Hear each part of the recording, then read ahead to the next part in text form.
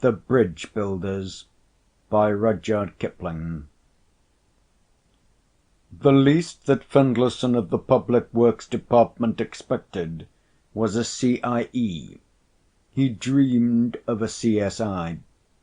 Indeed, his friends had told him that he deserved more.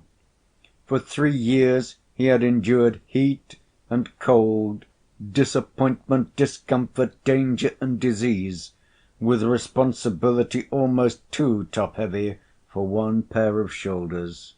And day by day through that time the great Kashi bridge over the Ganges had grown under his charge. Now, in less than 3 months, if all went well, His Excellency the Viceroy would open the bridge in state, an archbishop would bless it, and the first trainload of soldiers would come over it, and there would be speeches.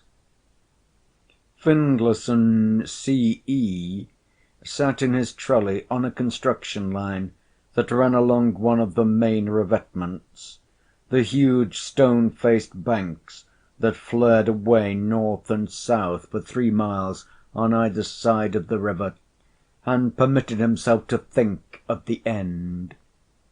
With its approaches his work was 1 mile and 3/4 in length, a lattice-girder bridge, trussed with the Findlayson truss, standing on 27 brick piers. Each one of those piers was 24 feet in diameter, capped with red agra stone, and sunk 80 feet below the shifting sand of the Ganges bed. Above them was a railway line 15 feet broad. Above that again a cart road of 18 feet, flanked with footpaths. At either end rose towers of red brick, loopholed for musketry and pierced for big guns, and the ramp of the road was being pushed forward to their haunches. The raw earth ends were crawling and alive with hundreds upon hundreds of tiny asses climbing out of the yawning borrow-pit below with sackfuls of stuff, and the hot afternoon air was filled with the noise of hoofs, the rattle of the drivers' sticks, and the swish and roll-down of the dirt. The river was very low, and on the dazzling white sand between the 3 centre piers stood squat cribs of railway sleepers, filled within and daubed without with mud, to support the last of the girders as those were riveted up. In the little deep water left by the drought, an overhead crane travelled to and fro along its spile pier, jerking sections of iron into place, snorting and backing and grunting as an elephant grunts in the timber yard. Riveters by the hundred swarmed about the lattice sidework, and the iron roof of the railway line hung from invisible staging under the bellies of the girders, clustered round the throats of the piers, and rode on the overhang of the footpath stanchions, their fire-pots and the spurts of flame that answered each hammer-stroke showing no more than pale yellow in the sun's glare. East and west and north and south the construction trains rattled and shrieked up and down the embankments, the piled trucks of brown and white stone banging behind them, till the side-boards were unpinned, and with a roar and a grumble a few thousand tons more material were flung out to hold the river in place. Findlayson, C.E., turned on his trolley and looked over the face of the country that he had changed for 7 miles around, looked back on the humming village of 5,000 workmen, up stream and down, along the vista of spurs and sand, across the river to the far piers, lessening in the haze, overhead to the guard towers, and only he knew how strong those were, and with a sigh of contentment saw that his work was good. There stood his bridge before him in the sunlight, lacking only a few weeks' work on the girders of the three middle piers. His bridge, raw and ugly as original sin, but pucka, permanent, to endure when all memory of the builder, yea, even of the splendid Findlayson truss, has perished. Practically, the thing was done. Hitchcock, his assistant, cantered along the line on a little switch-tailed Kabuli pony, who through long practice could have trotted securely over trestle, and nodded to his chief. "All but," said he with a smile. "I've been thinking about it," the senior answered. "Not half a bad job for two men, is it?" "1.5. Gad, what a Cooper's Hill cub I was when I came on the works!" Hitchcock felt very old in the crowded experiences of the past 3 years that had taught him power and responsibility. "You were rather a colt," said Findlayson. "I wonder how you'll like going back to office work when this job's over." "I shall hate it," said the young man, and as he went on his eye followed Findlayson's, and he muttered, "Isn't it damned good?" "I think we'll go up the service together," Findlayson said to himself. "You're too good a youngster to waste on another man. Cub thou wast, assistant thou art. Personal assistant, and at Simla thou shalt be, if any credit comes to me out of the business." Indeed, the burden of the work had fallen altogether on Findlayson and his assistant, the young man whom he had chosen because of his rawness to break to his own needs. There were labour contractors by the half-hundred, fitters and riveters, European, borrowed from the railway workshops, with, perhaps, 20 white and half-caste subordinates to direct, under direction, the bevies of workmen. But none knew better than these two, who trusted each other, how the underlings were not to be trusted. They had been tried many times in sudden crises, by slipping of booms, by breaking of tackle, failure of cranes, and the wrath of the river. But no stress had brought to light any man among men whom Findlayson and Hitchcock would have honoured by working as remorselessly as they worked themselves. Findlayson thought it over from the beginning. The months of office work destroyed at a blow when the Government of India at the last moment added 2 feet to the width of the bridge, under the impression that bridges were cut out of paper, and so brought to ruin at least half an acre of calculations, and Hitchcock, new to disappointment, buried his head in his arms and wept. The heart-breaking delays over the filling of the contracts in England, the futile correspondences hinting at great wealth of commissions if one, only one, rather doubtful consignment were passed, the war that followed the refusal, the careful, polite obstruction at the other end that followed the war, till young Hitchcock, putting 1 month's leave to another month, and borrowing 10 days from Findlayson, spent his poor little savings of a year in a wild dash to London, and there, as his own tongue asserted, and the later consignments proved, put the fear of God into a man so great that he feared only Parliament, and said so, till Hitchcock wrought with him across his own dinner-table, and he feared the Kashi Bridge and all who spoke in its name. Then there was the cholera that came in the night to the village by the bridge-works, and after the cholera smote the smallpox. The fever they had always with them. Hitchcock had been appointed a magistrate of the 3rd class with whipping powers for the better government of the community, and Findlayson watched him wield his powers temperately, learning what to overlook and what to look after.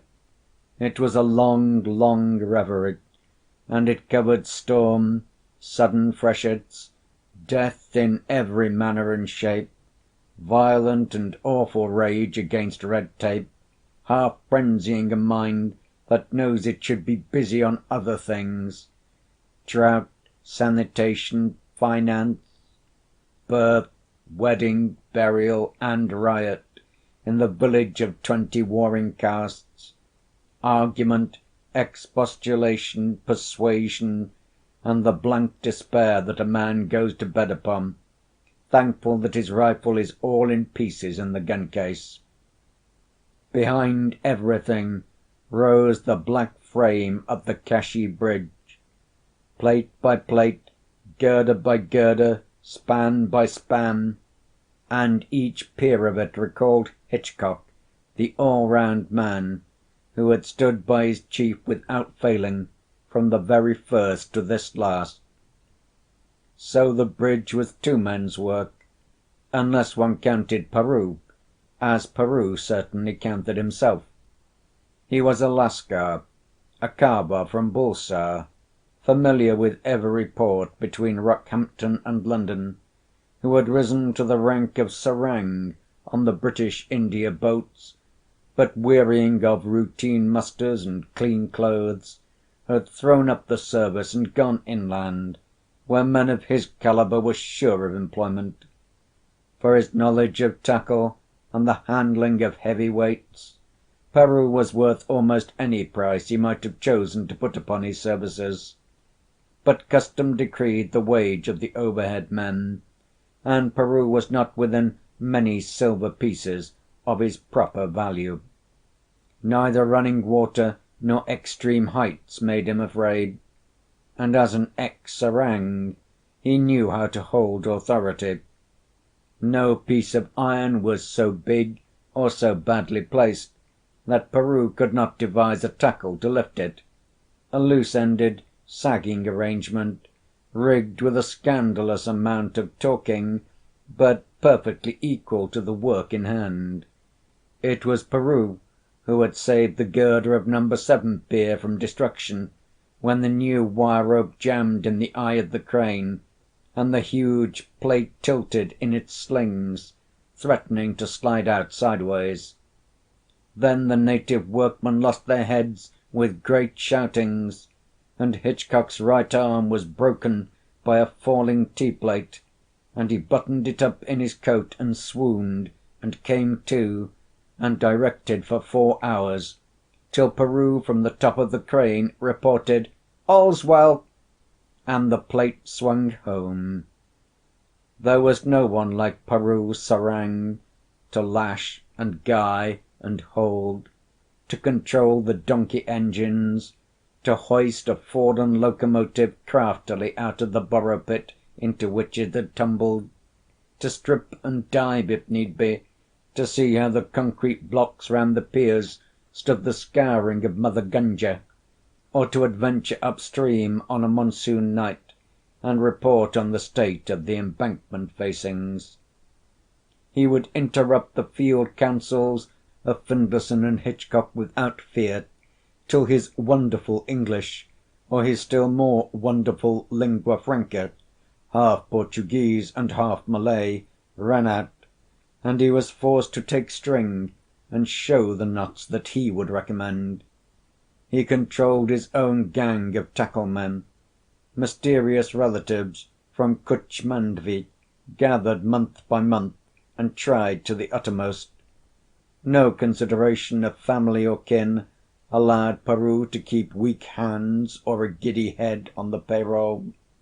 "My honour is the honour of this bridge," he would say to the about to be dismissed. "What do I care for your honour? Go and work on a steamer, that is all you are fit for." The little cluster of huts where he and his gang lived centred round the tattered dwelling of a sea-priest, one who had never set foot on black water, but had been chosen as ghostly counsellor by 2 generations of sea rovers all unaffected by port missions or those creeds which are thrust upon sailors by agencies along Thames bank. The priest of the Lascars had nothing to do with their caste, or indeed with anything at all. He ate the offerings of his church, and slept and smoked and slept again. "For," said Peru, who had hailed him 1,000 miles inland, "he is a very holy man. He never cares what you eat, so long as you do not eat beef, and that is good, because on land we worship Shiva, we Khavas, but at sea, on the Kumpani's boats, we attend strictly to the orders of the Burra Malum, the first mate, and on this bridge we observe what Finlinson Sahib says." Finlinson Sahib had that day given orders to clear the scaffolding from the guard tower on the right bank, and Peru, with his mates, was casting loose and lowering down the bamboo poles and planks as swiftly as ever they had whipped the cargo out of a coaster. From his trolley he could hear the whistle of the serang's silver pipe and the creak and clatter of the pulleys.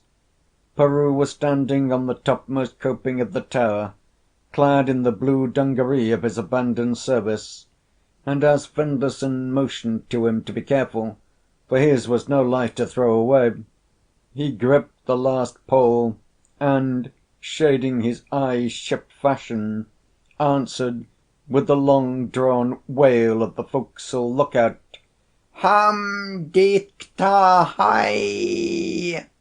I am looking out. Findlayson laughed, and then sighed. It was years since he had seen a steamer, and he was sick for home. As his trolley passed under the tower, Peru descended by a rope ape fashion, and cried, "It looks well now, Sahib. Our bridge is all but done. What think you Mother Gunga will say when the rail runs over?" "She has said little so far. It was never Mother Gunga that delayed us." "There is always time for her. And none the less there has been delay. Has the Sahib forgotten last autumn's flood, when the stone boats were sunk without warning, or only a half-day's warning?" "Yes, but nothing save a big flood could hurt us now. The spurs are holding well on the west bank." "Mother Gunga eats great allowances. There is always room for more stone on the revetments.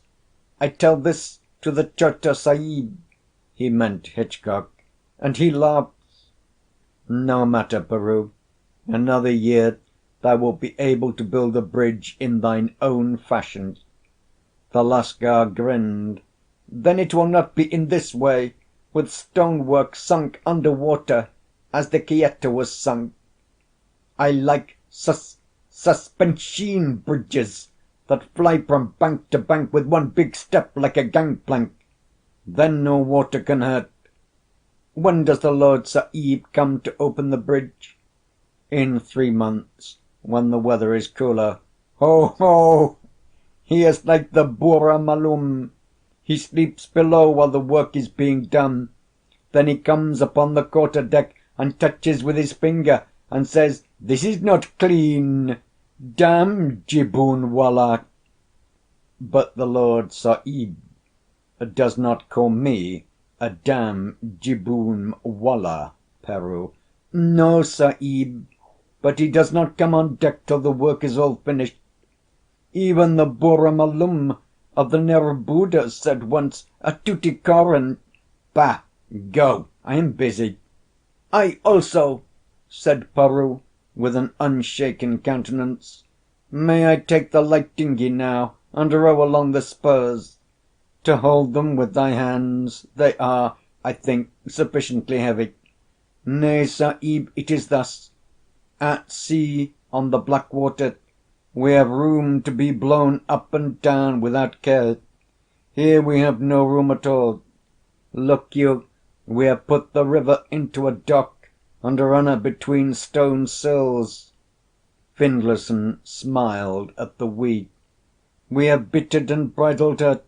She is not like the sea that can beat against a soft beach. She is Mother Gunga in irons." His voice fell a little. "Peroo, thou hast been up and down the world more even than I. Speak true talk now. How much dost thou in thy heart believe of Mother Gunga? All that our priest says? London is London, Sahib, Sydney is Sydney, and Port Darwin is Port Darwin. Also Mother Gunga is Mother Gunga, and when I come back to her banks I know this and worship. In London I did puja to the big temple by the river for the sake of the God within.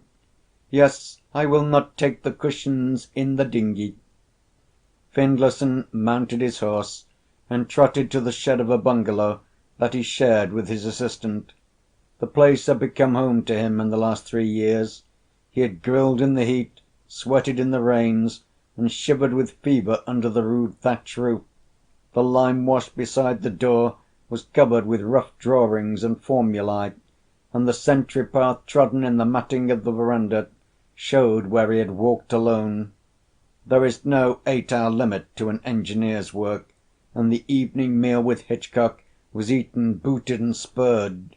Over their cigars they listened to the hum of the village as the gangs came up from the river bed and the lights began to twinkle. "Peroo has gone up the spurs in your dinghy.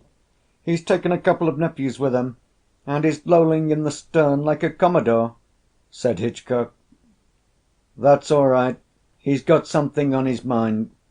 You'd think that 10 years in the British India boats would have knocked most of his religion out of him." "So it has," said Hitchcock, chuckling. "I overheard him the other day in the middle of a most atheistical talk with that fat old guru of theirs. Peroo denied the efficacy of prayer, and wanted the guru to go to sea and watch a gale out with him, and see if he could stop a monsoon. All the same, if you carried off his guru, he'd leave us like a shot. He was yarning away to me about praying to the dome of St. Paul's when he was in London. He told me that the first time he went into the engine room of a steamer when he was a boy, he prayed to the low-pressure cylinder. Not half a bad thing to pray to, either. He's propitiating his own gods now, and he wants to know what Mother Gunga will think of a bridge being run across her. Who's there?" A shadow darkened the doorway, and a telegram was put into Hitchcock's hand. "She ought to be pretty well used to it by this time." "Only a tar. It ought to be Raleigh's answer about the new rivets." "Great heavens!" Hitchcock jumped to his feet. "What is it?" said the senior, and took the form. "That's what Mother Gunga thinks, is it?" he said, reading. "Keep cool, young un. We've got all our work cut out for us. Let's see. Muir wired half an hour ago. Floods on the Ramgunga. Look out. Well, that gives us 1, 2, 9.5 for the flood to reach Melipur Gant, and 7, 16.5 to Latiole. Say 15 hours before it comes down to us." "Curse that hill-fed sewer of a Ramgunga! Oh, Findlayson, this is 2 months before anything could have been expected, and the left bank is littered up with stuff still. 2 full months before the time." "That's why it comes. I've only known Indian rivers for 25 years, and I don't pretend to understand. Here comes another tar." Findlayson opened the telegram. "Cochrane, this time, from the Ganges Canal. Heavy rains here, bad." He might have saved the last word. "Well, we don't want to know any more. We've got to work the gangs all night and clean up the river bed. You'll take the east bank and work out to meet me in the middle. Get everything that floats below the bridge. We shall have quite enough river craft coming down the drift anyhow, without letting the stone boats ram the piers. What have you got on the east bank that needs looking after?" "Pontoon. One big pontoon with the overhead crane on it. T'other overhead crane on the mended pontoon with the cart road rivets from 20 to 23 piers. 2 construction lines and a turning spur. The pile work must take its chance," said Hitchcock. All right. Roll up everything you can lay hands on. We'll give the gang 15 minutes more to eat their grub." Close to the verandah stood a big night gong, never used except for flood or fire in the village. Hitchcock had called for a fresh horse, and was off to his side of the bridge, when Findlayson took the cloth-bound stick and smote with the rubbing stroke that brings out the full thunder of the metal. Long before the last rumble ceased, every night gong in the village had taken up the warning. To these were added the hoarse screaming of conches in the little temples, the throbbing of drums and tom-toms, and from the European quarters, where the riveters lived, Macartney's bugle, a weapon of offence on Sundays and festivals, brayed desperately, calling to stables. Engine after engine, toiling home along the spurs at the end of her day's work, whistled in answer till the whistles were answered from the far bank. Then the big gong thundered thrice, for a sign that it was flood and not fire. Conch, drum, and whistle echoed the call, and the village quivered to the sound of bare feet running upon soft earth. The order in all cases was to stand by the day's work and wait instructions. The gangs poured by in the dusk, men stopping to knot a loincloth or fasten a sandal, gang foremen shouting to their subordinates as they ran, or paused by the tool issue sheds for bars and mattocks. Locomotives creeping down their tracks wheeled deep in the crowd, till the brown torrent disappeared into the dusk of the river bed, raced over the pile-work, swarmed along the lattices, clustered by the cranes, and stood still, each man in his place. Then the troubled beating of the gong carried the order to take up everything and bear it beyond high water mark, and the flare lamps broke out by the hundred between the webs of dull iron, as the riveters began a night's work, racing against the flood that was to come. The girders of the 3 centre piers, those that stood on the cribs, were all but in position. They needed just as many rivets as could be driven into them, for the flood would assuredly wash out their supports, and the ironwork would settle down on the caps of stone if they were not blocked at the ends. 100 crowbars strained at the sleepers of the temporary line that fed the unfinished piers. It was heaved up in lengths, loaded into trucks, and backed up the bank beyond flood level by the groaning locomotives. The tool sheds on the sands melted away before the attack of shouting armies, and with them went the stacked ranks of government stores, iron-bound boxes of rivets, pliers, cutters, duplicate parts of the riveting machines, spare pumps and chains. The big crane would be the last to be shifted, for she was hoisting all the heavy stuff up to the main structure of the bridge. The concrete blocks on the fleet of stone boats were dropped overside, where there was any depth of water, to guard the piers, and the empty boats themselves were poled under the bridge downstream. It was here that Peroo's pipe shrilled loudest, for the first stroke of the big gong had brought the dinghy back at racing speed, and Peroo and his people were stripped to the waist, working for the honour and credit which are better than life. "I knew she would speak," he cried. "I knew, but the telegraph gives us good warning. O sons of unthinkable begetting, children of unspeakable shame, We are here for the look of the thing." It was 2 feet of wire rope frayed at the ends, and it did wonders, as Perrault leaped from gunwale to gunwale, shouting the language of the sea. Findlayson was more trouble for the stone boats than anything else. Macartney, with his gangs, was blocking up the ends of the 3 doubtful spans, but boats adrift, if the flood chanced to be a high one, might endanger the girders, and there was a very fleet in the shrunken channel. "Get them behind the swell of the guard tower," he shouted down to Perrault. "It will be dead water there. Get them below the bridge." "Aka!" "Very good. I know. We are mooring them with wire rope," was the answer. "Hey! Listen to the Chota Sahib. He is working hard." From across the river came an almost continuous whistling of locomotives, backed by the rumble of stone. Hitchcock, at the last minute, was spending a few hundred more trucks of Taraqui stone in reinforcing his spurs and embankments. "The bridge challenges Mother Ganga," said Perrault with a laugh. "But when she talks, I know whose voice will be the loudest." For hours the naked men worked, screaming and shouting under the lights. It was a hot, moonless night.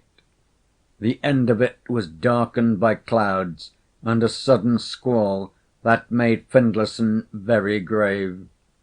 "She moves," said Perrault, just before the dawn. "Mother Ganga is awake here."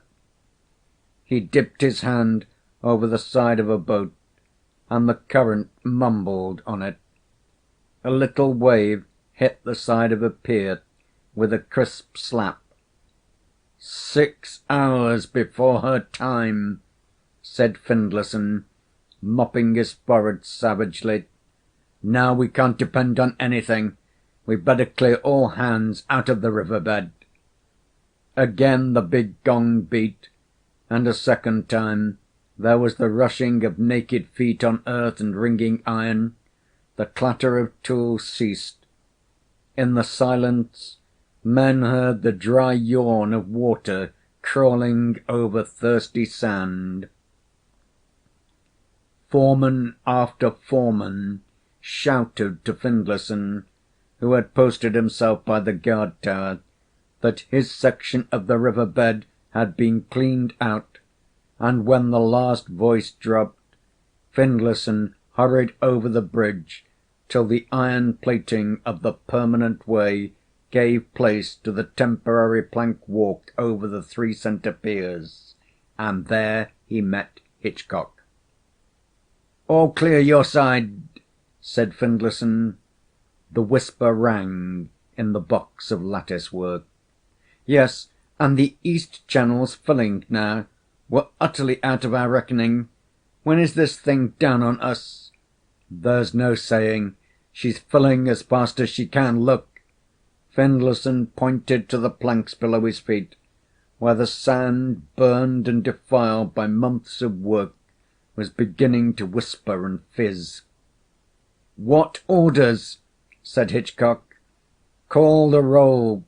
Count stores, sit on your hunkers, and pray for the bridge. That's all I can think of. Good night.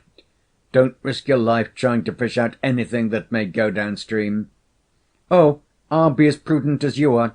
Night. Heavens, how she's filling. Here's the rain in earnest." Findlayson picked his way back to his bank, sweeping the last of Macartney's riveters before him. The gangs had spread themselves along the embankments, regardless of the cold rain of the dawn, and there they waited for the flood. Only Perrault kept his men together behind the swell of the guard tower, where the stone boats lay tied fore and aft with hawsers, wire rope, and chains. A shrill wail ran along the line, growing to a yell, half fear and half wonder. The face of the river whitened from bank to bank between the stone facings, and the far-away spurs went out in spouts of foam. Mother Gunga had come bank high in haste, and a wall of chocolate-coloured water was her messenger. There was a shriek above the roar of the water, the complaint of the spans coming down on their blocks as the cribs were whirled out from under their bellies. The stone boats groaned and ground each other in the eddy that swung round the abutment, and their clumsy masts rose higher and higher against the dim skyline. Before she was shut between these walls, we knew what she would do. Now she is thus cramped, God only knows what she will do, said Perrault, watching the furious turmoil round the guard tower. Ohe! Fight then, fight hard, for it is thus that a woman wears herself out. But Mother Gunga would not fight as Perrault desired. After the first downstream plunge there came no more walls of water, but the river lifted herself bodily, as a snake when she drinks in midsummer, plucking and fingering along the revetments, and banking up behind the piers, till even Findlayson began to recalculate the strength of his work. When day came, the village gasped. Only last night, men said, turning to each other, it was as a town in the river bed. Look now! And they looked and wondered afresh at the deep water, the racing water that licked the throat of the piers. The farther bank was veiled by rain, into which the bridge ran out and vanished. The spurs upstream were marked by no more than eddies and spoutings, and downstream the pent river, once freed of her guide-lines, had spread like a sea to the horizon, then hurried by, rolling in the water, dead men and oxen together, with here and there a patch of thatched roof that melted when it touched a pier. "Big flood," said Perrault, and Findlayson nodded. It was as big a flood as he had any wish to watch. His bridge would stand what was upon her now, but not very much more, and if by any of 1,000 chances there happened to be a weakness in the embankments, Mother Gunga would carry his honour to the sea with the other raffle. Worst of all, there was nothing to do except to sit still, and Findlayson sat still under his mackintosh till his helmet became pulp on his head and his boots were over ankle in mire. He took no count of time, for the river was marking the hours, inch by inch and foot by foot, along the embankment, and he listened, numb and hungry, to the straining of the stone boats, the hollow thunder under the piers, and the 100 noises that make the full note of a flood. Once a dripping servant brought him food, but he could not eat, and once he thought that he heard a faint toot from a locomotive across the river, and then he smiled. The bridge's failure would hurt his assistant not a little, but Hitchcock was a young man with his big work yet to do. For himself the crash meant everything, everything that made a hard life worth the living. They would say, the men of his own profession. He remembered the half-pitying things that he himself had said, when Lockhart's new waterworks burst and broke down in brick heaps and sludge, and Lockhart's spirit broke in him and he died. He remembered what he himself had said, when the Samao bridge went out in the big cyclone by the sea, and most he remembered poor Hartopp's face 3 weeks later, when the shame had marked it. His bridge was twice the size of Hartopp's, and it carried the Findlayson truss as well as the new pier shoe, the Findlayson bolted shoe. There were no excuses in his service. Government might listen, perhaps, but his own kind would judge him by his bridge, as that stood or fell. He went over it in his head, plate by plate, span by span, brick by brick, pier by pier, remembering, comparing, estimating, and recalculating, lest there should be any mistake. And through the long hours, and through the flights of formulae that danced and wheeled before him, a cold fear would come to pinch his heart. His side of the sum was beyond question, but what man knew Mother Gunga's arithmetic? Even as he was making all sure by the multiplication table, the river might be scooping a pothole to the very bottom of any one of those 80-foot piers that carried his reputation. Again a servant came to him with food, but his mouth was dry, and he could only drink and return to the decimals in his brain. And the river was still rising. Peru, in a mat shelter coat, crouched at his feet, watching now his face and now the face of the river, but saying nothing. At last the Lascar rose and floundered through the mud towards the village, but he was careful to leave an ally to watch the boats. Presently he returned, most irreverently driving before him the priest of his creed, a fat old man with a grey beard that whipped the wind with the wet cloth that blew over his shoulder. Never was seen so lamentable a guru. "What good are offerings, and little kerosene lamps, and dry grain?" shouted Peru. "If squatting in the mud is all that thou canst do, thou hast dealt long with the gods when they were contented and well-wishing. Now they are angry. Speak to them." "What is a man against the wrath of gods?" whined the priest, cowering as the wind took him. "Let me go to the temple, and I will pray there." "Son of a pig, pray here. Is there no return for salt fish and curry powder and dried onions? Call aloud. Tell Mother Gunga we have had enough. Bid her be still for the night. I cannot pray, but I have been serving in the company's boats, and when men did not obey my orders, I—" A flourish of the wire rope colt rounded the sentence, and the priest, breaking free from his disciple, fled to the village. "Fat pig!" said Peru. "After all that we have done for him, when the flood is down, I will see to it that we get a new guru. Finlinson Sahib, it darkens for night now, and since yesterday nothing has been eaten. Be wise, Sahib. No man can endure watching and great thinking on an empty belly. Lie down, Sahib. The river will do what the river will do. The bridge is mine. I cannot leave it." "Wilt thou hold it up with thy hands, then?" said Peru, laughing. "I was troubled for my boats and shears before the flood came. Now we are in the hands of the gods. The Sahib will not eat and lie down.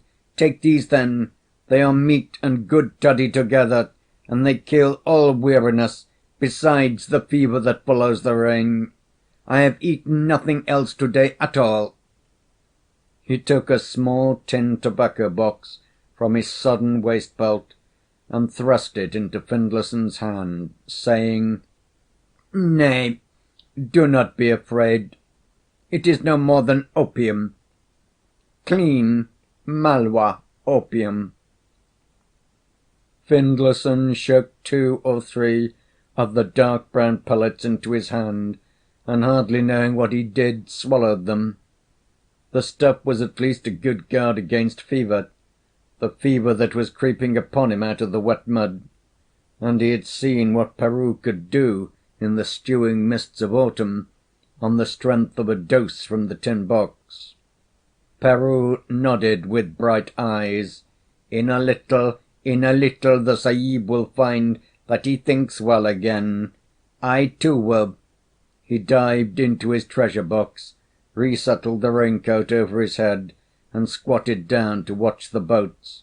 It was too dark now to see beyond the first pier, and the night seemed to have given the river new strength.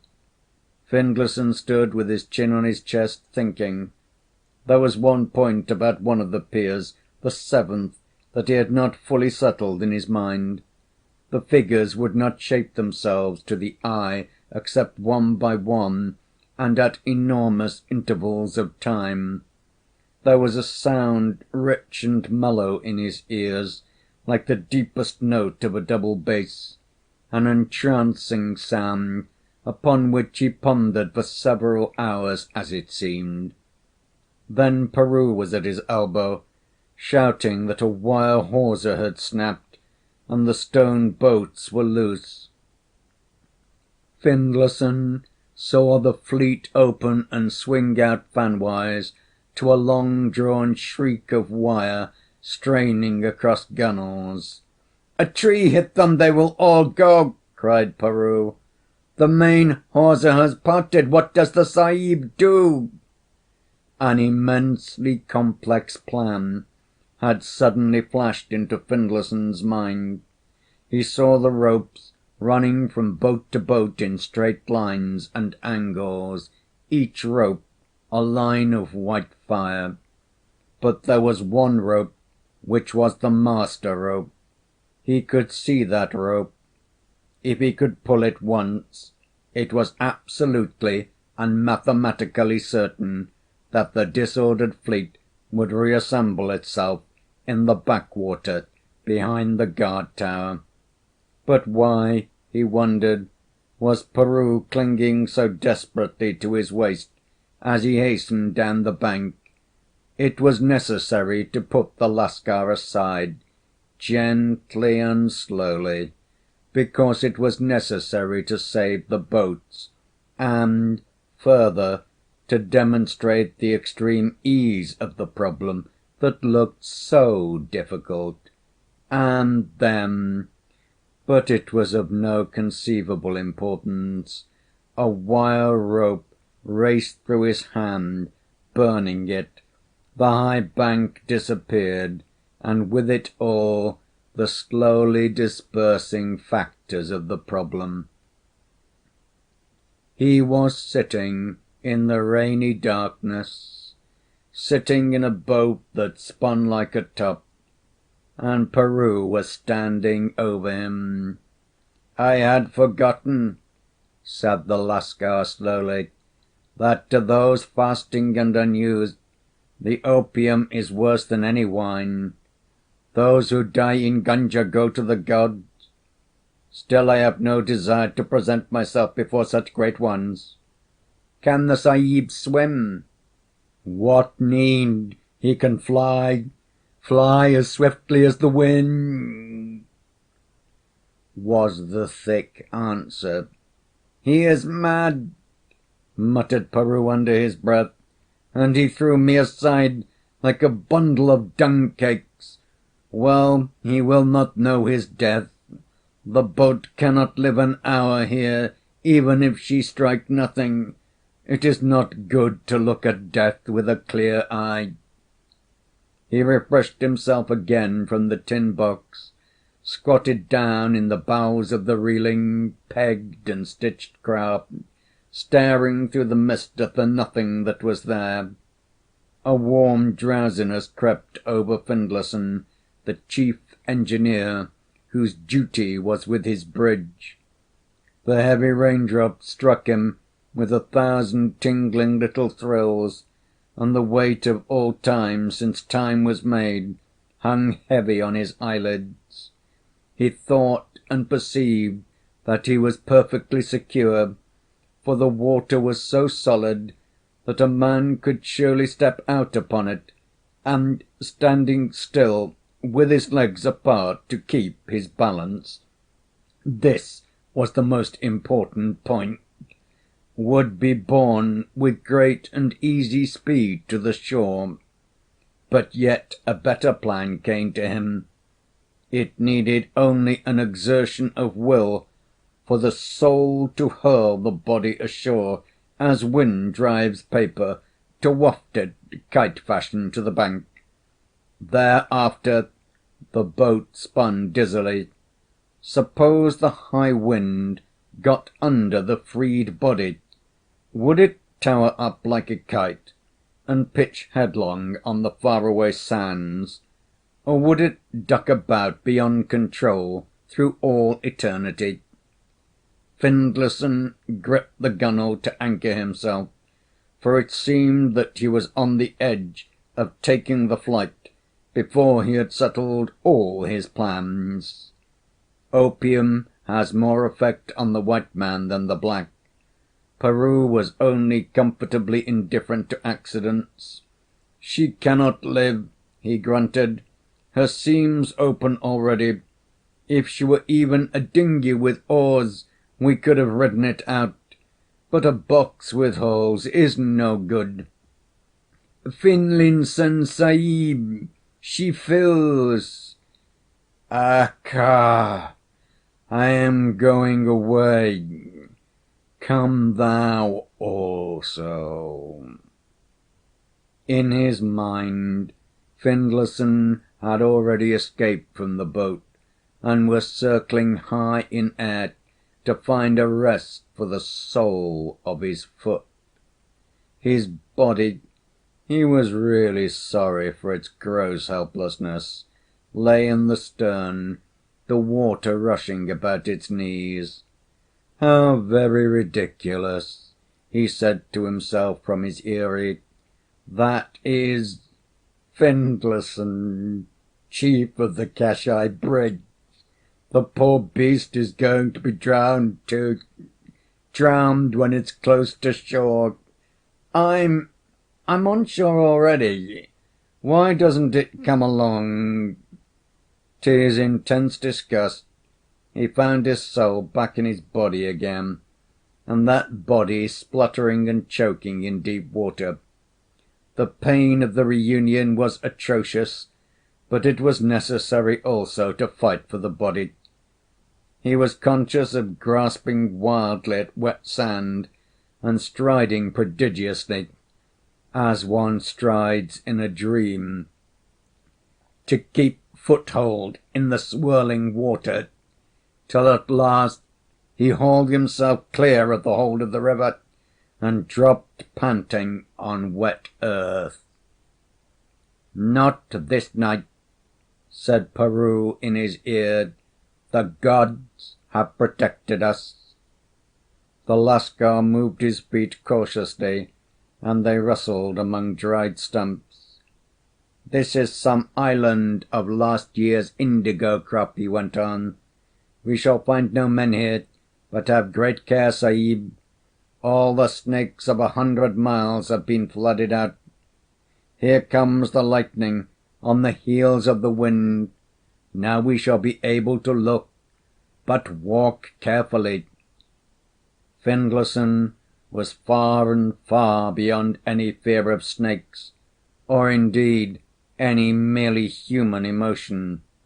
He saw, after he had rubbed the water from his eyes, with an immense clearness, and trod, so it seemed to himself, with world-encompassing strides. Somewhere in the night of time he had built a bridge that spanned illimitable levels of shining seas, but the deluge had swept it away, leaving this one island under heaven for Findlayson and his companion, sole survivors of the breed of man. An incessant lightning, forked and blue, showed all that there was to be seen on the little patch in the flood: a clump of thorn, a clump of swaying, creaking bamboos, and a grey, gnarled peepul overshadowing a Hindu shrine, from whose dome floated a tattered red flag. The holy man, whose summer resting place it was, had long since abandoned it, and the weather had broken the red-daubed image of his god. The two men stumbled, heavy-limbed and heavy-eyed, over the ashes of a brick-set cooking-place, and dropped down under the shelter of the branches, while the rain and river roared together. The stumps of the indigo crackled, and there was a smell of cattle, as a huge and dripping Brahminy bull shouldered his way under the tree.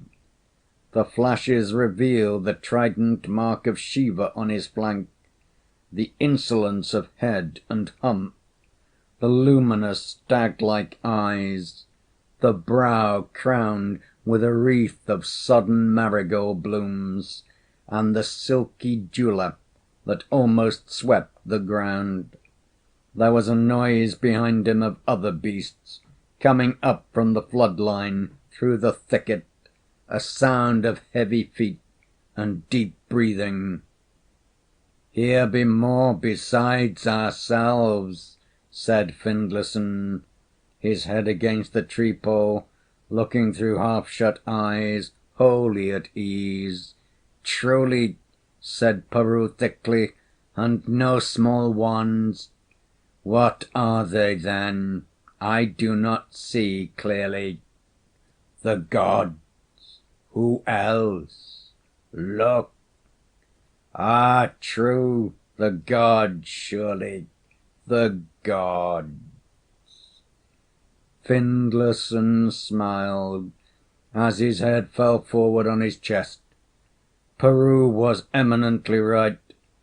After the flood, who should be alive in the land except the gods that made it, the gods to whom his village prayed nightly, the gods who were in all men's mouths and about all men's ways? He could not raise his head or stir a finger for the trance that held him, and Peroo was smiling vacantly at the lightning. The bull paused by the shrine, his head lowered to the damp earth. A green parrot in the branches preened his wet wings and screamed against the thunder, as the circle under the tree filled with the shifting shadows of beasts. There was a black buck at the bull's heels, such a buck as Findlayson, in his far-away life upon earth, might have seen in dreams, a buck with a royal head, ebon back, silver belly, and gleaming straight horns. Beside him, her head bowed to the ground, the green eyes burning under the heavy brows, with restless tail switching the dead grass, paced a tigress, full-bellied and deep-jowled. The bull crouched beside the shrine, and there leaped from the darkness a monstrous grey ape, who seated himself, man-wise, in the place of the fallen image, and the rain spilled like jewels from the hair of his neck and shoulders. Other shadows came and went behind the circle, among them a drunken man flourishing staff and drinking bottle. Then a hoarse bellow broke out from near the ground. "The flood lessens even now," it cried. "Hour by hour the water falls, and their bridge still stands." "My bridge," said Findlayson to himself. "That must be very old work now. What have the gods to do with my bridge?" His eyes rolled in the darkness, following the roar. A mugger, the blunt-nosed, ford-haunting mugger of the Ganges, draggled herself before the beasts, lashing furiously to right and left with her tail. "They have made it too strong for me. In all this night I have only torn away a handful of planks. The walls stand, the towers stand, They have chained my flood, and the river is not free any more. Heavenly Ones, take this yoke away. Give me clear water between bank and bank. It is I, Mother Gunga, that speak. The justice of the gods. Deal me the justice of the gods. What said I? Whispered Peroo. This is in truth a punchayet of the gods. Now we know that all the world is dead, save you and I, Sahib. The parrot screamed and fluttered again, and the tigress, her ears flat to her head, snarled wickedly. Somewhere in the shadow a great trunk and gleaming tusks swayed to and fro, and a low gurgle broke the silence that followed on the snarl. "We be here," said a deep voice, "the great ones, one only and very many. Shiv, my father, is here with Indra. Kali has spoken already. Hanuman listens also. Kashi is without her kotwal tonight," shouted the man with the drinking bottle, flinging his staff to the ground, while the island rang to the baying of hounds. "Give her the justice of the gods." "Ye were still when they polluted my waters," the great crocodile bellowed. "Ye made no sign when my river was trapped between the walls. I had no help save my own strength, and that failed. The strength of Mother Gunga failed. Before their guard towers, what could I do? I have done everything. Finished now, Heavenly Ones!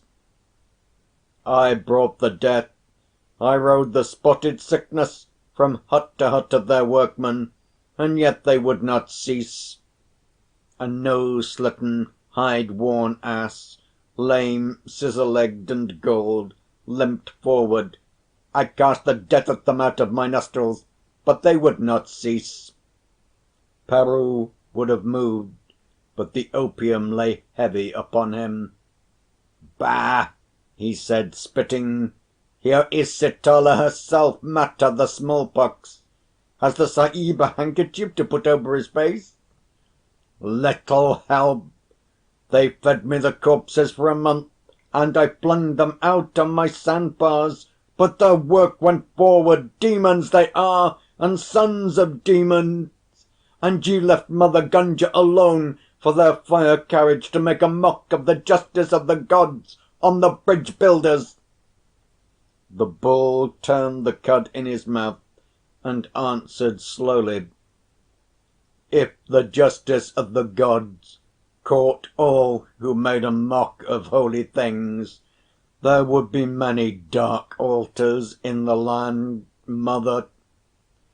But this goes beyond a mock," said the tigress, darting forward a griping paw. "Thou knowest, Shiv, and ye too, Heavenly Ones. Ye know that they have defiled Gunga. Surely they must come to the destroyer. Let Indra judge." The buck made no movement as he answered, "How long has this evil been?" 3 years, as men count years," said the mugger, close pressed to the earth. "Does Mother Gunga die, then, in a year, that she is so anxious to see vengeance now? The deep sea was where she runs but yesterday, and to-morrow the sea shall cover her again, as the gods count that which men call time. Can any say that this, their bridge, endures till to-morrow?" said the buck. There was a long hush, and in the clearing of the storm the full moon stood up above the dripping trees. "Judge ye, then," said the river sullenly.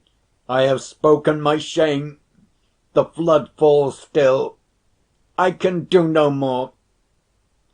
"For my own part," it was the voice of the great ape, seated within the shrine, "it pleases me well to watch these men.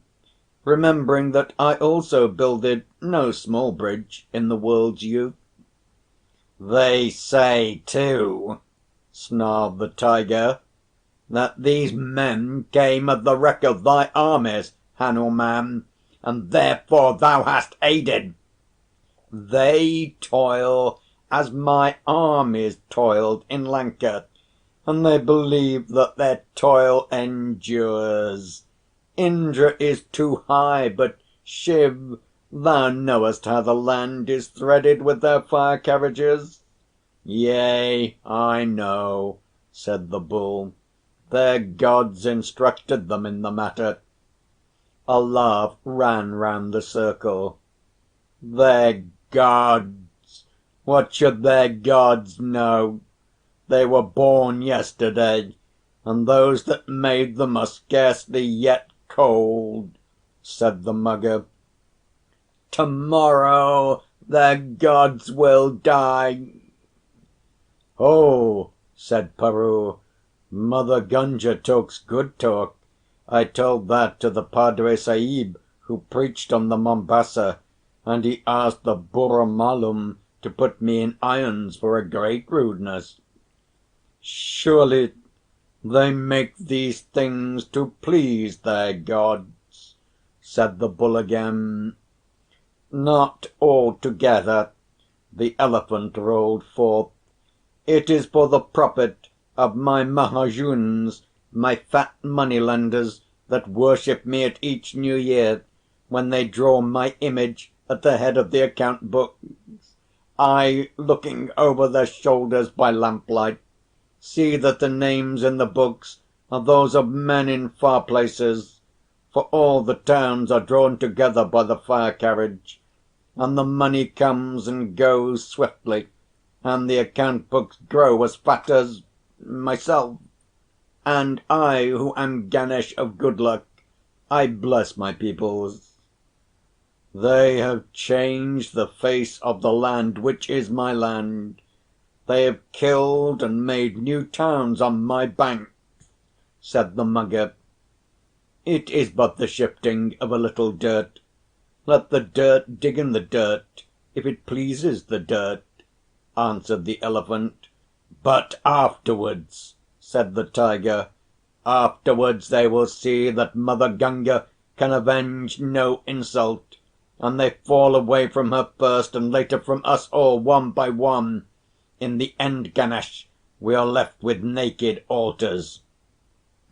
The drunken man staggered to his feet and hiccuped vehemently.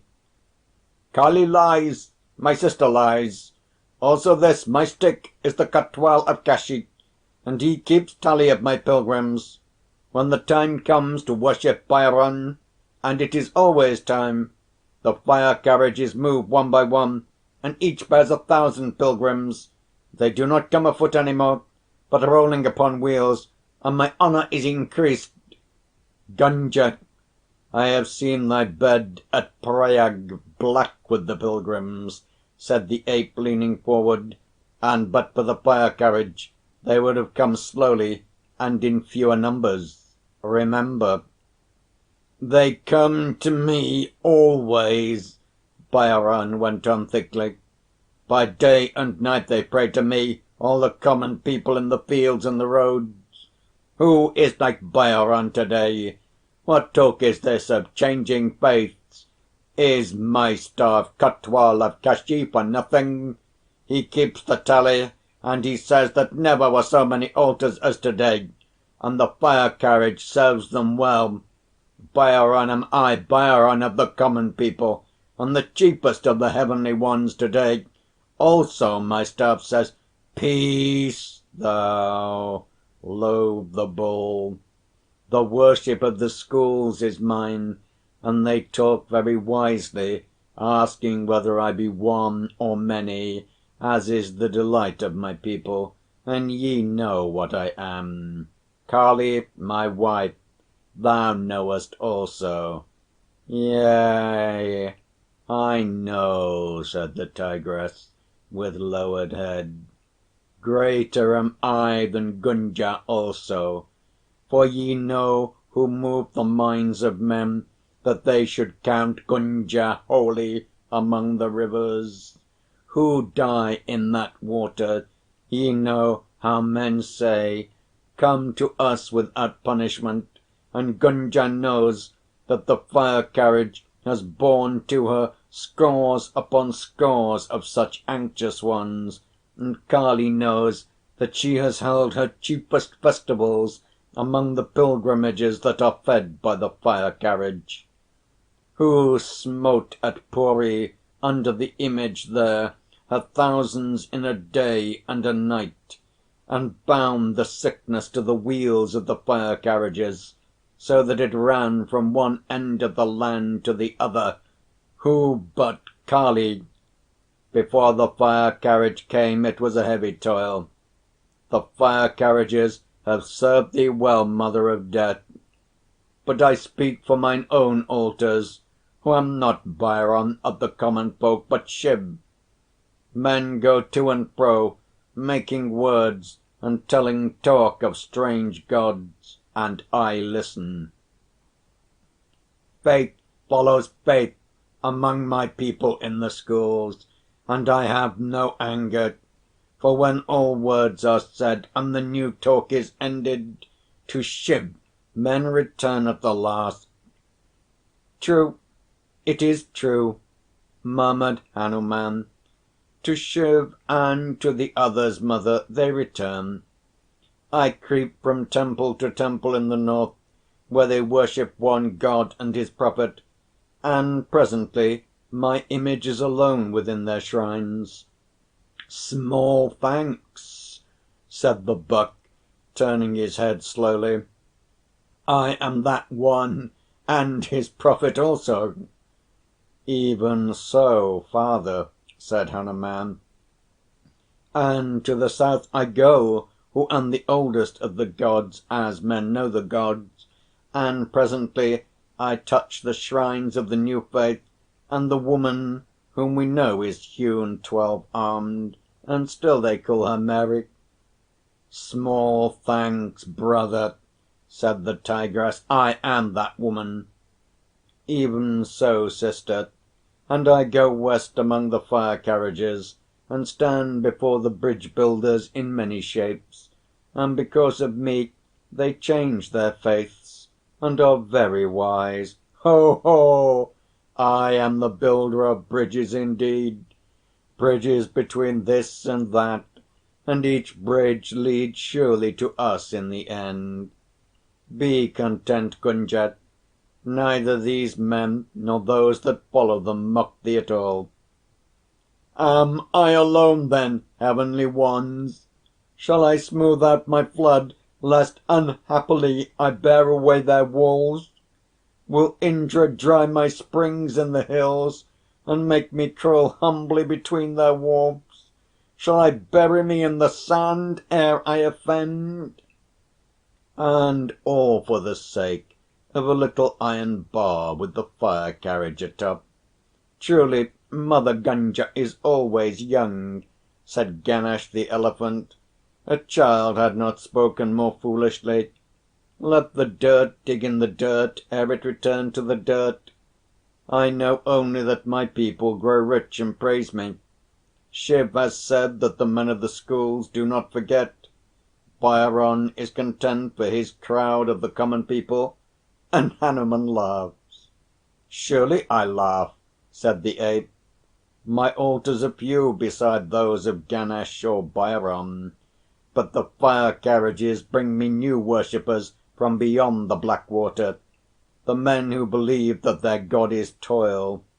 I run before them beckoning, and they follow Hanuman. Give them the toil that they desire then, said the river. Make a bar across my flood, and throw the water back upon the bridge. Once thou wast strong in Lanka, Hanuman. Stoop and lift my bed. Who gives life can take life. The ape scratched in the mud with a long forefinger. And yet who would profit by the killing? Very many would die.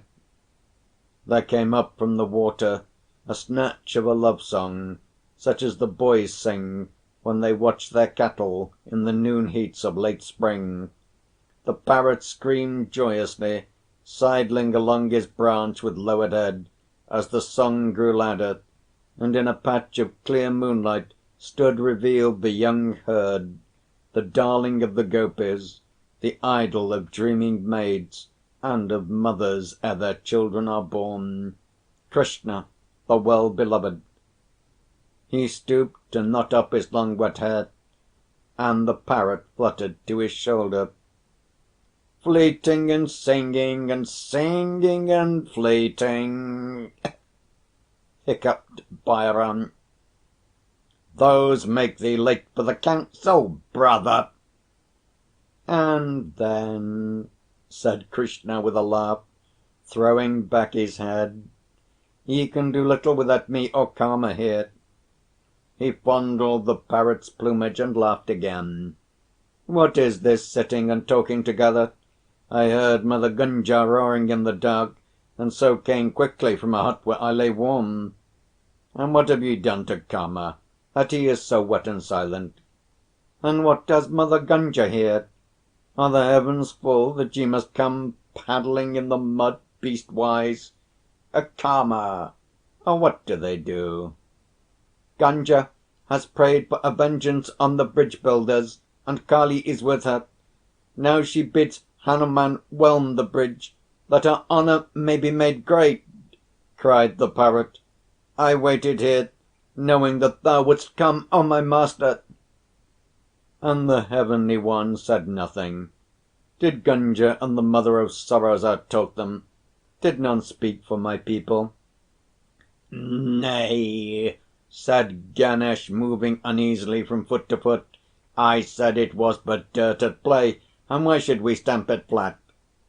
"I was content to let them toil, well content," said Hanuman. "What had I to do with Gunga's anger?"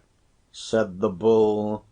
"I am Bhairon of the common folk, and this my staff is Kotwal of all Kashi. I spoke for the common people." "Thou?" The young god's eyes sparkled. "Am I not the first of the gods in their mouths to‐day?" returned Bhairon unabashed.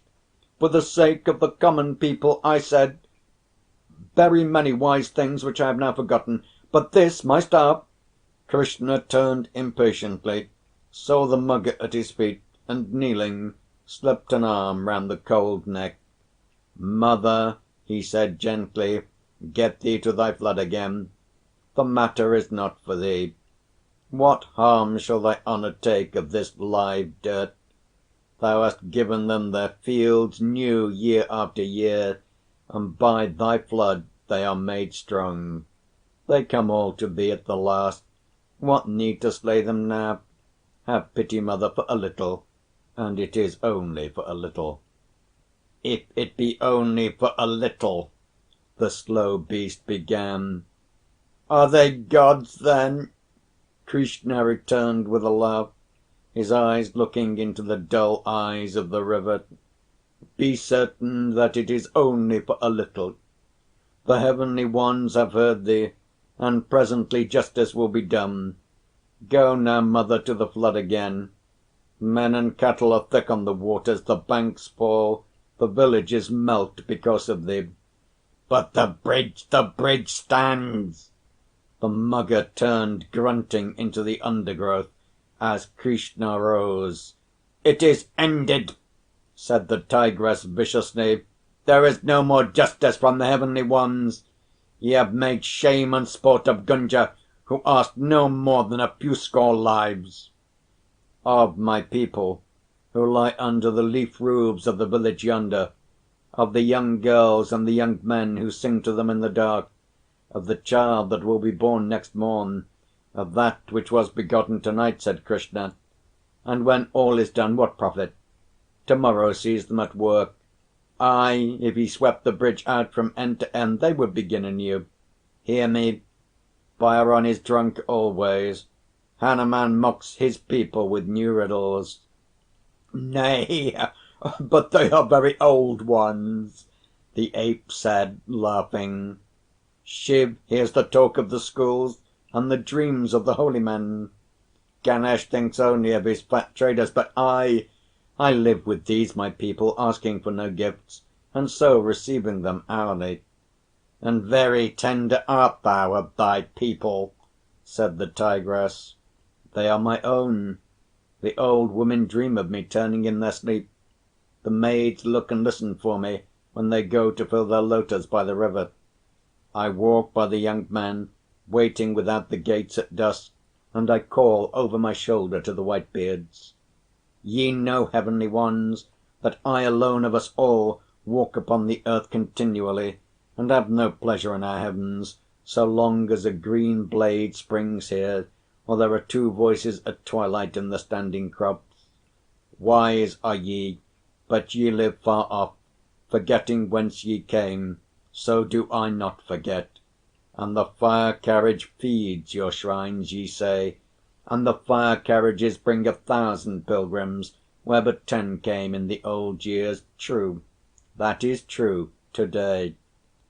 But to‐morrow they are dead, brother," said Ganesh. "Peace!" said the Bull, as Hanuman leaned forward again. "And to‐morrow, beloved, what of to‐morrow?" This only, a new word creeping from mouth to mouth among the common folk, a word that neither man nor God can lay hold of, an evil word, a little lazy word among the common folk, saying, and none know who set that word afoot, that they weary of ye, heavenly ones. The Gods laughed together softly. "And then, beloved," they said. "And to cover that weariness, they, my people, will bring to thee, Shiv, and to thee, Ganesh, at first greater offerings and a louder noise of worship. But the word has gone abroad, and after they will pay fewer dues to your fat Brahmins. Next they will forget your altars, but so slowly that no man can say how this forgetfulness began." "I knew, I knew! I spoke this also, but they would not hear," said the tigress. "We should have slain, we should have slain!" "It is too late now. Ye should have slain at the beginning, when the men from across the water had taught our folk nothing. Now my people see their work and go away thinking. They do not think of the heavenly ones altogether. They think of the fire carriage and the other things that the bridge builders have done, and when your priests thrust forward hands asking alms, they give a little unwillingly.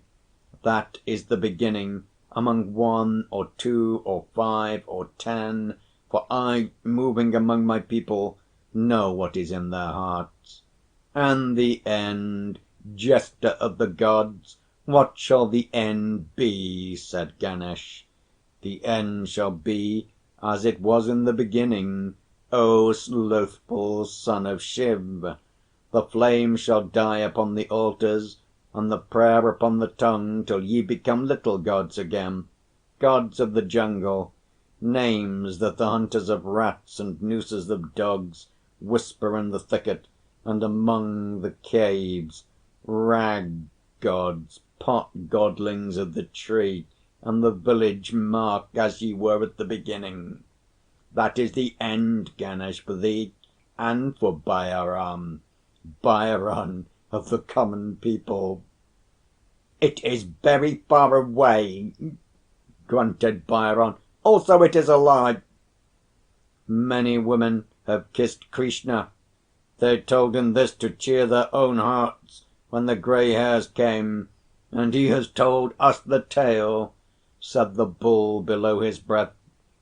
"Their Gods came, and we changed them. I took the woman and made her 12-armed. So shall we twist all their Gods," said Hanuman. "Their Gods! This is no question of their Gods, 1 or 3, man or woman. The matter is with the people. I move, and not the Gods of the bridge builders," said Krishna. "So be it.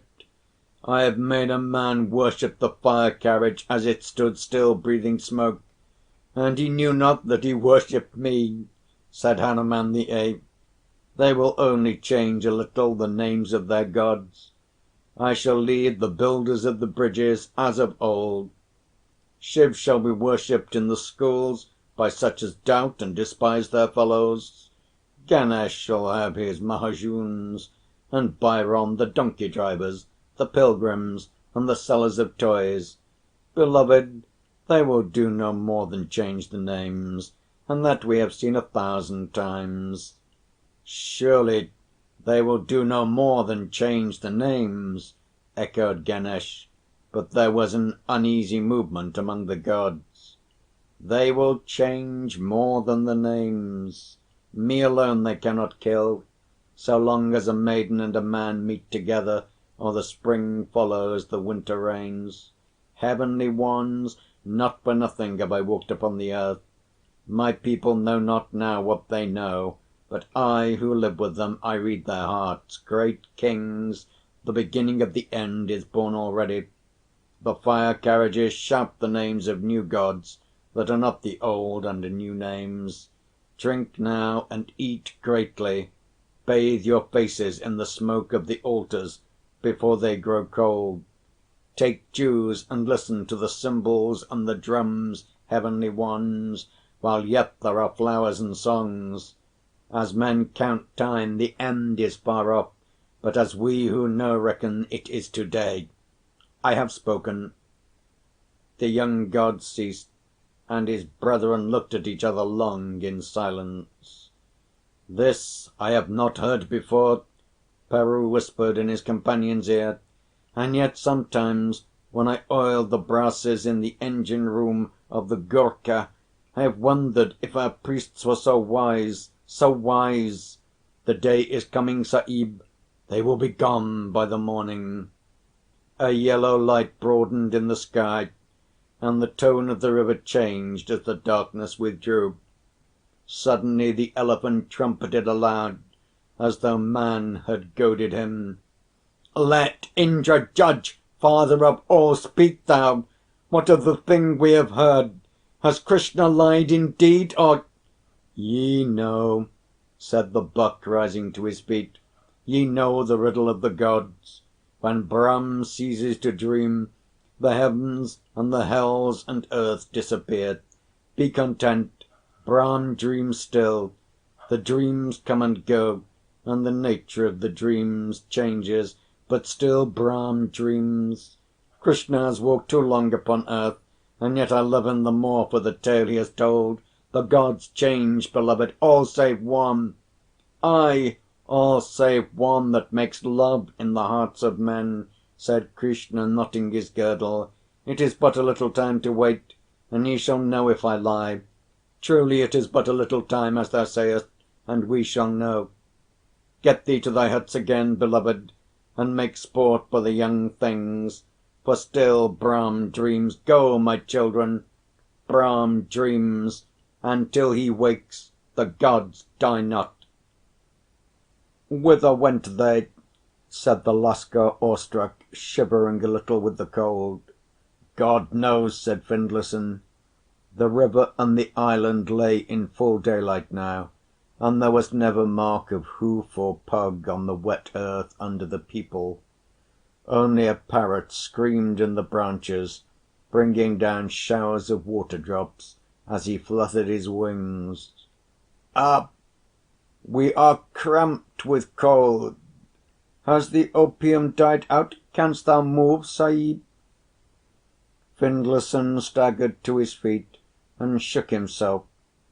His head swam and ached, but the work of the opium was over, and as he sluiced his forehead in a pool, the chief engineer at the Kashi bridge was wondering how he had managed to fall upon the island, what chances the day offered of return, and, above all, how his work stood.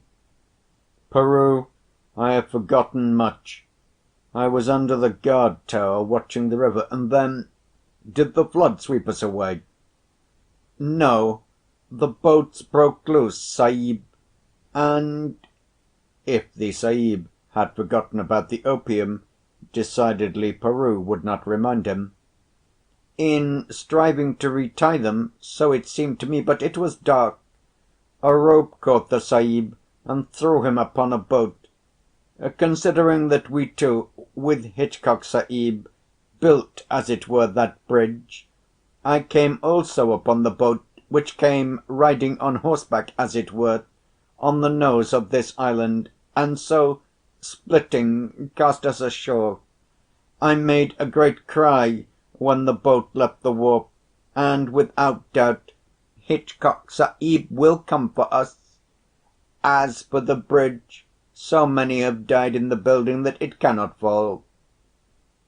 A fierce sun, that drew out all the smell of the sodden land, had followed the storm, and in that clear light there was no room for a man to think of the dreams of the dark.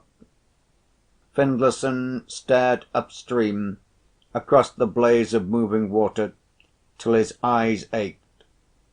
There was no sign of any bank to the Ganges, much less of a bridge line. "We came down far," he said. "It was wonderful that we were not drowned 100 times." "That was the least of the wonder, for no man dies before his time. I have seen Sydney, I have seen London, and 20 great ports, but—" Peru looked at the damp, discoloured shrine under the Peepul. "Never man has seen that we saw here." "What?" "Has the Sahib forgotten, or do we black men only see the gods?" There was a fever upon me. Findlayson was still looking uneasily across the water. It seemed that the island was full of beasts and men talking, but I do not remember. A boat could live in this water now, I think. "Oh, then it is true. When Brahms ceases to dream, the gods die. Now I know indeed what he meant. Once, too, the Guru said as much to me, but then I did not understand. Now I am wise." "What?" said Findlayson over his shoulder. Peru went on as if he were talking to himself. 6, 7, 10 monsoons since, I was watch on the forecastle of the River, the Company's big boat, and there was a big tufan, green and black water beating, and I held fast to the lifelines, choking under the waters. Then I thought of the gods, of those whom we saw tonight." He stared curiously at Findlayson's back, but the white man was looking across the flood. "Yes, I say of those whom we saw this night past, and I called upon them to protect me. And while I prayed, still keeping my lookout, a big wave came and threw me forward upon the ring of the great black bow anchor, and the River rose high and high, leaning towards the left-hand side, and the water drew away from beneath her nose, and I lay upon my belly holding the ring, and looking down into those great deeps. Then I thought, even in the face of death, if I lose hold, I die, and for me neither the River, nor my place by the galley where the rice is cooked, nor Bombay, nor Calcutta, nor even London, will be any more for me. How shall I be sure," I said, "that the gods to whom I pray will abide at all?" This I thought, and the River dropped her nose as a hammer falls, and all the sea came in and slid me backwards along the forecastle and over the break of the forecastle, and I very badly bruised my shin against the donkey engine, but I did not die, and I have seen the gods.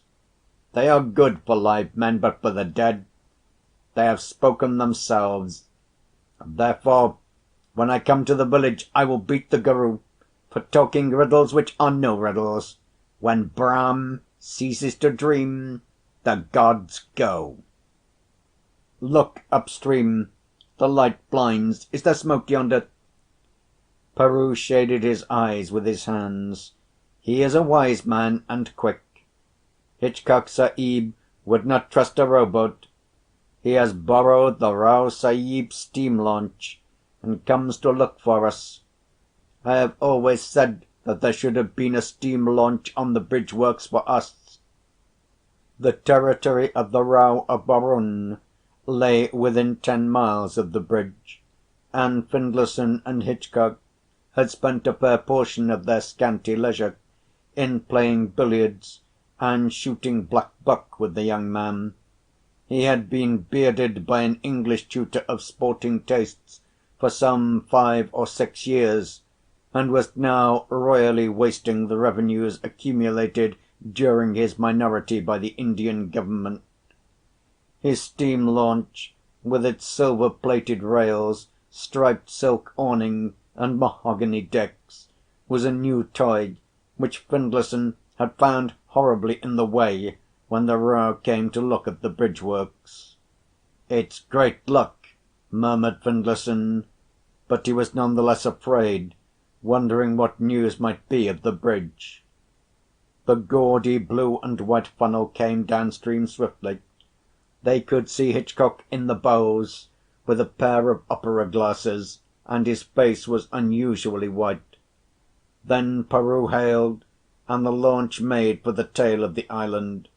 The Rao Sahib, in tweed shooting suit and a 7-hued turban, waved his royal hand, and Hitchcock shouted.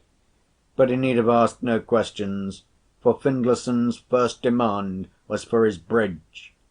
"All serene. Gad, I never expected to see you again, Findlayson. You're 7 costs downstream. Yes, there's not a stone shifted anywhere, but how are you? I borrowed the Rao Sahib's launch, and he was good enough to come along. Jump in." "Ah, Finlinson, you are very well, eh? That was most unprecedented calamity last night, eh? My royal palace, too. It leaks like the devil, and the crops will also be short all about my country. Now, you shall back her out, Hitchcock. I do not understand steam engines. You are wet. You are cold, Finlinson. I have some things to eat here, and you will take a good drink." "I'm immensely grateful, Rao Sahib. I believe you saved my life. How did Hitchcock—" "Oh ho! His hair was upon end. He rode to me in the middle of the night, and woke me up in the arms of Morpheus. I was most truly concerned, Finlinson, so I came too.